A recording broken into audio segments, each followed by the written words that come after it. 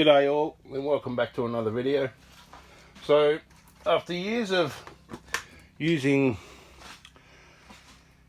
what would you call it, one of those ferrous vegetables and tomato dusts, I'm not a fan of using them because they're not really healthy for bees, but I get attacked by the white moths. So while the plants are young and establishing themselves, I've had to use this stuff in the past. I was recently talking to a fellow who I actually cut some freight from, and he suggested that I try this stuff, diatomaceous earth. Now he's told me that it works on hard-shelled critters such as harlequin bugs and snails and things like that, but after doing a little bit of research, some people have also claimed that it works on lots of grubs and slugs and soft-shelled critters as well as hard-shelled critters or no-shelled critters, caterpillars, whatnot, and it works just as effectively. So this is just a bit of a product review and a trial. Like I said, I actually cart freight for these guys, and they've given me some other stuff to test in the past, such as this. He's got all sorts of stuff. They've got mosquito and insect repellent that you shake up, and yeah, it smells wonderful, and you can smell the citruses in it. They've got shower screen cleaners, they've got general cleaners, they've essential oils, all sorts of stuff. So it's not an endorsement, but the stuff works. I'm not being paid to say this, but it's just people who you build community with. You know, I cart their freight, they offer me their stuff to use. So I'll do a bit of a scan so you can have a read. And this is what they claim. So the stuff's made from fossilised remains of tiny aquatic organisms called diatoms. So it's a natural silica found in the riverbeds and streams. And this stuff actually comes from Queensland. It's registered as organic, which is great. I want to do that. So, and it's not just used for vegetables. As it says here, it contains 15 trace minerals. There's the minerals listed there in their quantities. So yeah, there's silica, nitrogen, phosphorus, potassium, sulfur, calcium, magnesium, sodium, iron, manganese, zinc, copper, cobalt, boron, molybdenum proteins.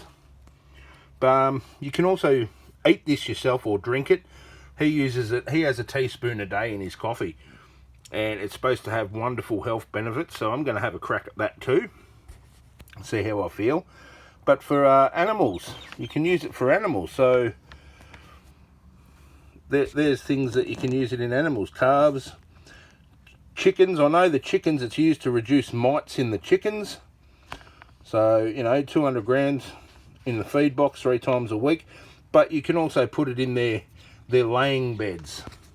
Same as when it comes to small animals, guinea pigs, rabbits and ferrets.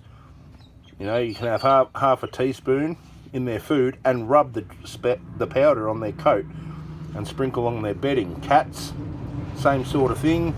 Small dogs, sheep, goats. I'm going to trial it on my goats. I'll have to do some more research to see what it actually how it benefits it, but I've done some research on it, and apparently this is amazing stuff.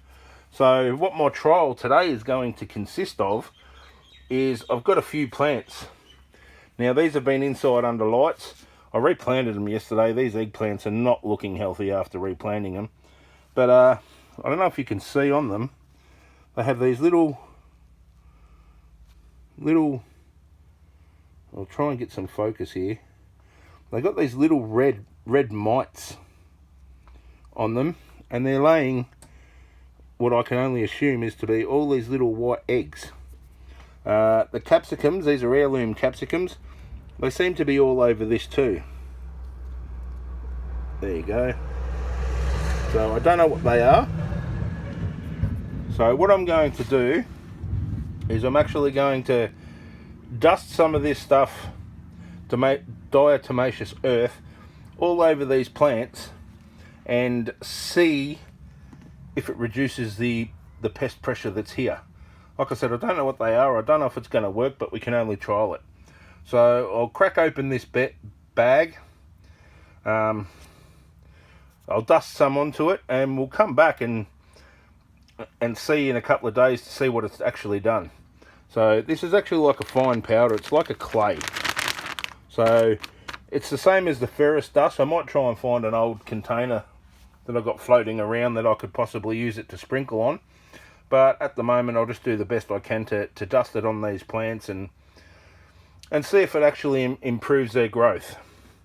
So I'll come back once I've done that, and we'll go from there. I don't know if I'll do another video in a couple of days' time or add it on to the end of this one.